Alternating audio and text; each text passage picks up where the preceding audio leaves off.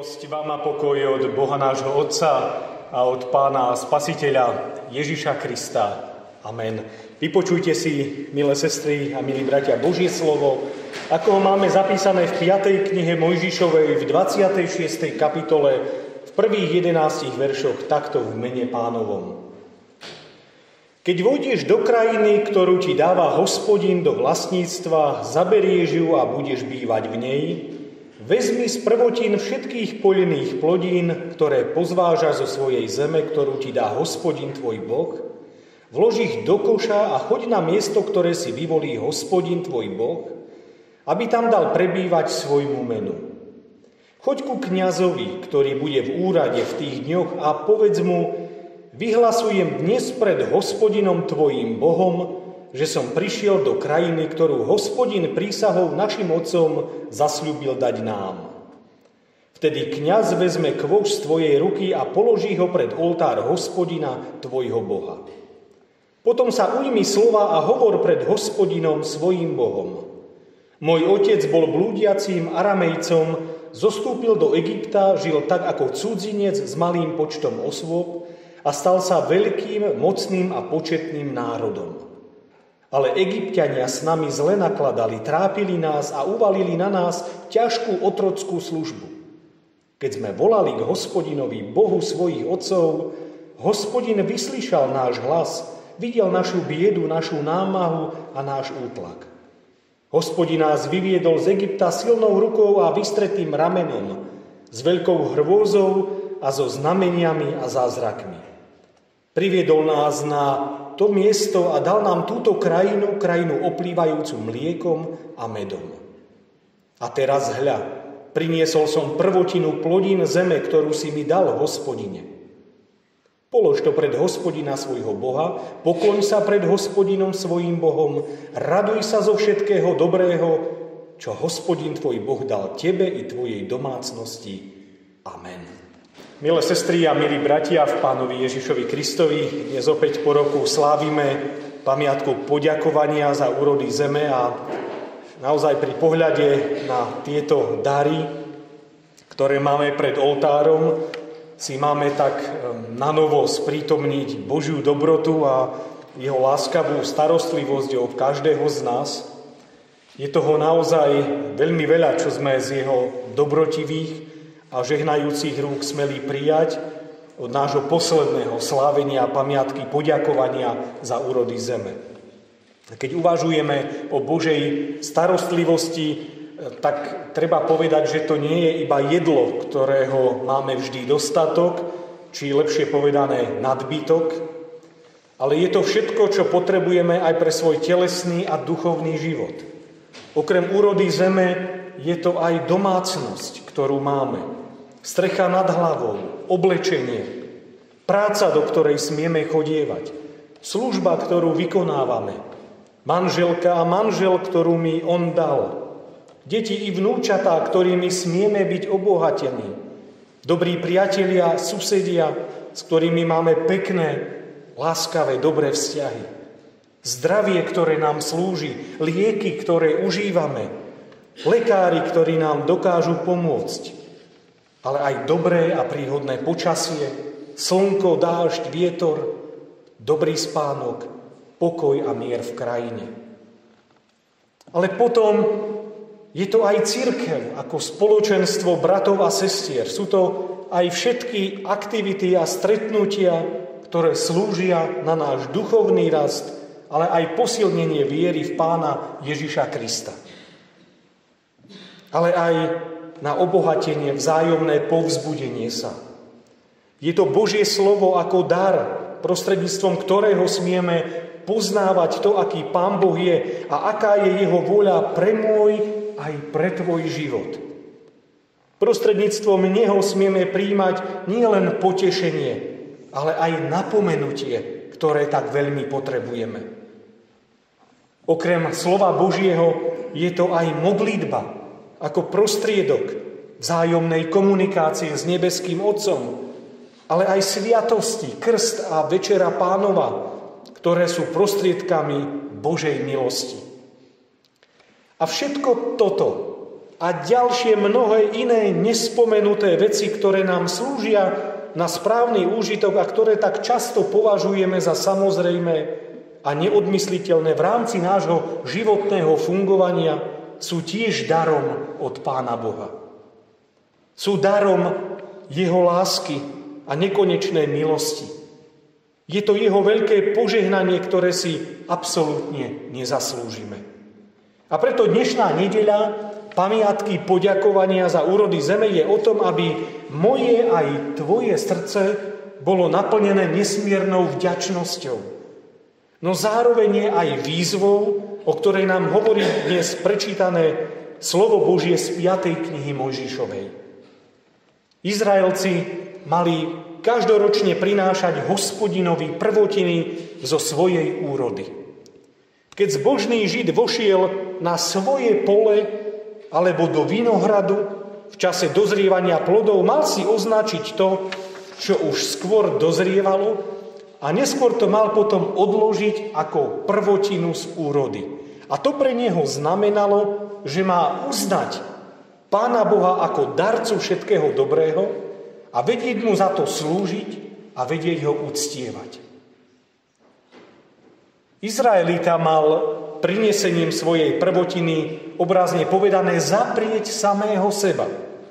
Lebo čo je prvé zrelé, to máme najradšej.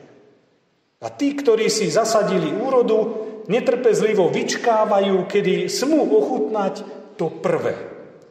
A práve toto prvé, to najlepšie, malo byť prinesené Pánu Bohu. A prakticky to znamenalo, aby sa Izraelci naučili uprednostňovať toho, ktorý je zdrojom všetkého požehnania. Dať Pánu Bohu to prvé a najlepšie, čo máme, je vyjadrením našej skutočnej viery v Neho ako v nášho Spasiteľa. Izraelci boli vyzvaní priniesť prvotiny z úrody zeme z tej krajiny, ktorú im sám Pán dal. Keď vojdeš do krajiny, ktorú ti dáva Hospodin do vlastníctva, tak čítame v 1. verši. Aj my, ktorí si vieme dopestovať ovocie alebo zeleninu, tak to robíme na pôde, ktorá je darom od Pána Boha. Všetko je jeho. Jeho je pôda, všetky živiny, ktoré sú v nej, dážď, vlaha, slnko i teplo a napokon i samotná úroda. A následne po zozbieraní tejto úrody z prvotín mal Izraelita ísť za kňazom ako za služobníkom Božím a pred ním mal vyhlásiť toto. Vyhlasujem pred Hospodinom tvojim Bohom, že som prišiel do krajiny, ktorú Hospodin prísahou našim otcom zasľúbil dať nám. Teda povedané, vyznávam, Pane môj, že po 40 rokoch putovania som prišiel do krajiny, ktorá oplýva medom a mliekom, do krajiny, ktorú si mi ty zasľúbil. Čím bolo opäť vyjadrené, že jeho prebývanie v krajine, v ktorej on požehnal úrodu, bola Božím darom. Keď Pán Boh splní svoje sľuby, ktoré nám dáva, tak očakáva, že ho budeme za to chváliť a uctievať. Že naše srdce bude naplnené radosťou i vďačnosťou. Pre zbožného Izraelitu bolo priam nepredstaviteľné, aby Bohu neďakoval. Aby požíval jeho dary bez radostného srdca. Uvedomujeme si, sestry, bratia, čo máme? Čoho sa nám prehojne dostáva? Aj my vieme prežívať radosť z toho, že sme Pánom Bohom obdarení a požehnaní. A ďalej si má Izraelita uvedomiť, že kedysi bol súčasťou Egypta, z ktorého bol vyslobodený a bola mu darovaná nová sloboda. A že Boh si národ izraelský vyvolil za svoje vlastníctvo. A bol to národ, o ktorom čítame tieto slova. Nie preto sa Hospodin priklonil k vám a vyvolil si vás, že by ste boli väčší ako všetky národy, veď vás bolo najmenej zo všetkých národov, ale preto, že vás Hospodin miloval a že zachováva svoju prísahu, ktorú dal vašim otcom, Vyviedol vás mocnou rukou a vyslobodil z domu otroctva, z ruky faraóna, egyptského kráľa. Teda Izraelita vedel, že sa stal súčasťou národa, ktorý bol teraz veľkým a požehnaným iba preto, že sa tak Pán Boh sám rozhodol. Bola to jeho vôľa a jeho rozhodnutie. Že tie Božie zasľúbenia, ktoré mu dal, boli prejavom jeho zvrchovanej moci. Ale je to aj o záväzku pre zbožného Izraelitu, aby bol Pánu Bohu za to poslušný. Byť mu verný vo svojom každodennom živote, poslúchať jeho slovo a plne sa mu podriadiť. Nemal si namýšľať o sebe, aký je jedinečný a výnimočný, ale malo ho to pokoriť a zabrániť mu pred akoukoľvek pýchou, namyslenosťou či samospravodlivosťou. Je tomu tak aj u nás, sestry a bratia, že všetko to, čo máme, čo sme vo svojom živote kedysi dosiahli, dokázali, čo sa nám kedysi podarilo, čo dobrého a pekného sme vykonali, komu všetkému sme dokázali pomôcť, kam sme sa možno aj vďaka nášmu vzdelaniu, remeslu, postaveniu dostali a čo sme kedysi znamenali a možno aj znamenáme, nie je z nás samých. Keby nebolo Božej milosti, jeho lásky, dobroty a požehnania, neboli by sme tam, kde sme. Všetko je to jeho darom. A keď si toto pripomíname, má to aj nás pokoriť, aby sme si o sebe nezačali myslieť viac, než je to potrebné. Spomeňme si na slová apoštola Petra, lebo Boh sa pyšným protiví, ale pokorným dáva milosť. Ďalej mal Izraelita pamätať na to, že Pán Boh je dobrotivý nielen voči nemu ako jedincovi, ale aj voči celému národu izraelskému.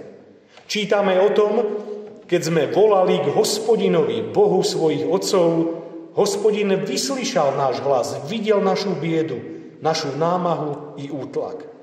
Hospodin nás vyviedol z Egypta silnou rukou a vystretým ramenom, s veľkou hrôzou a so znameniami a zázrakmi. Teda čímkoľvek ťažkým a náročným oni prechádzali, neostali v tom sami. Božia ruka ich milostivo viedla, sprevádzala, posilňovala, ochraňovala. Sestri a bratia, aj my vo svojom živote, kedy je nám ťažko, kedy máme presvedčenie, že to už nedokážeme uniesť, že strácame pevnú pôdu pod vlastnými nohami, keď máme pocit, že sa nám deje krivda, že rôzne starosti a obavy na nás postupne doliehajú a že to už nedokážeme zvládnuť, že pod ich náporom upadneme, tak práve vtedy vedzme, že Pán Boh síce dopustí, ale nikdy neopustí. Že i vtedy smieme pociťovať jeho prítomnosť. Pán Boh o našich chorobách, našich ťažkostiach, starostiach, zápasoch, smútku, prehrách alebo zlyhaniach veľmi dobre vie. Je v tom spolu s nami. On nám pomáha niesť kríž, ktorý môžeme vnímať, že nás tlačí k zemi. Aj v tomto nás doprevádza milostivá Božia ruka. A toto je tým darom, za ktorý dnes chceme takisto poďakovať. A práve táto rozpomienka na Božie vyslobodenie Izraelcov z Egypta bola spojená okrem iného aj s prejavom vďaky Pánu Bohu tým, že práve boli prinesené tie prvotiny úrody zeme. Sestri a bratia, je na mieste otázka, že čo Pánu Bohu vieme dať dnes my? Čo mu vieme priniesť ako svoju prvotinu?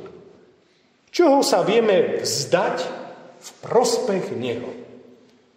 Ale nie ako niečo, čo je nám prikázané, čo je nám nariadené, ale ako niečo, čo je prejavom našej veľkej lásky a vďačnosti voči nemu práve za hojné jeho milosti a požehnania.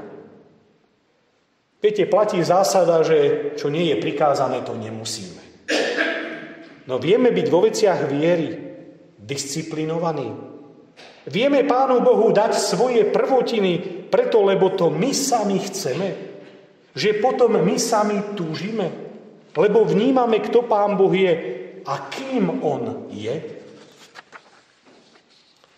Koľký z nás prvnež vykročíme do svojho zamestnania alebo prvnež pôjdeme za svojimi povinnosťami, urobíme to, že sa napríklad stíšime ráno k modlitbe, aby sme Pánovi mohli poďakovať za nový deň. Aby sme mu mohli predložiť všetko to, čo nás v danom dni očakáva. Vieme to? Robíme to? Praktizujeme takúto modlitbu, tú našu prvotinu? Že dávame Bohu to najlepšie z toho dňa, to prvé? Náš prvý čas, keď sa ráno prebudíme? Alebo sme natoľko pohltení vecami tohto sveta, že na modlitbu nemáme čas? A aj keď áno, tak spravidla možno niekedy popoludní alebo večer na konci dňa pred spaním, to posledné. Alebo čo naša služba v cirkevnom zbore? Vieme sa obetovať pre Pána Boha? Vieme mu dať samých seba do služby jemu? Vieme byť k dispozícii pre Božie veci? Pre veci na prospech nášho cirkevného zboru? Apoštol Pavol to veľmi krásne vyjadril. Prosím vás teda, bratia, pre milosrdenstvo Božie. Vydávajte svoje telá v živú, svätú Bohu príjemnú obeť, vašu rozumnú službu Bohu. Áno, dávať svoje telá ako tú príjemnú obeť do služby Bohu. Áno, život, ktorý žijeme a ktorý máme, je darom od Pána Boha. A my sme povolaní k tomu, aby sme mu svoj život odovzdali do služby jemu. A tou službou nemusí byť výsostne iba duchovná služba kňaza v cirkvi, ale je to život poznačený láskou k Bohu. Keď viem byť nápomocný pre svojho blížneho. Keď viem povedať pekné, milé, prajné, vľúdne slovo, ktoré je vyjadrením toho, že ja sám som nasledovníkom Pána Ježiša Krista. Keď viem vydať svedectvo o tom, že Ježiš Kristus je môj Pán a môj Spasiteľ. Už sme dnes jedno svedectvo, takéto vyznanie počuli. Keď viem slúžiť tými darmi, ktoré som od Neho prijal. A som tým zaviazaný pre službu jemu na svedectvo o ňom. No a teda dostávame sa k záveru. Priviedol nás na toto miesto a dal nám túto krajinu oplývajúcu mliekom a medom. Izraelita ďakoval Bohu za novú krajinu, novú zem, ktorá prosperovala. A tak sa chceme opäť pýtať, či vieme aj my, sestri a bratia, Pánu Bohu ďakovať za našu krajinu, za naše mesto. Vieme mu ďakovať za to, že sme v krajine, v ktorej je relatívne dobre, bezpečne, že máme všetkého hojnosť, že nemusíme trpieť núdzu, že po čomkoľvek túžime, že to vieme aj mať a možno aj hneď. Uvedomujeme si, že máme určitý komfort a pohodlie. Aj toto je Božím požehnaním. Aj za to tomu patrí naša chvála a vďaka. A teraz hľa, priniesol som prvotinu plodín zeme, ktorú si mi dal, Hospodine. Čokoľvek dávame Bohu, je to vlastne jeho vlastníctvom. Keď napríklad sa staval Jeruzalemský chrám a ľudia prinášali milodary na jeho stavbu, tak vtedy kráľ Dávid vo svojej modlitbe zvolal toto. Veď ani ja, ani môj ľud by sme neboli schopní priniesť toľké milodary. Veď od teba je všetko, takže z tvojej ruky sme ti dali. No a keď Izraelec priniesol svoj dar, čítame tú záverečnú výzvu, posledný verš 11. Polož to pred Hospodina svojho Boha, pokloň sa pred Hospodinom svojím Bohom.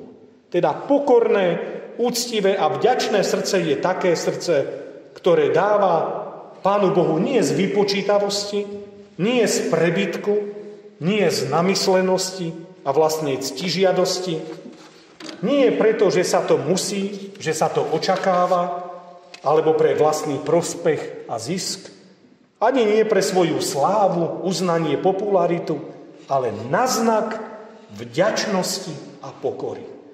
Ak mám, sestri a bratia, iné úmysly, tak Pán Boh to nikdy nepríjme, ani to nepožehná. Takéto dary sú mu ohavnosťou. Napokon išlo práve o to spoločné potešenie.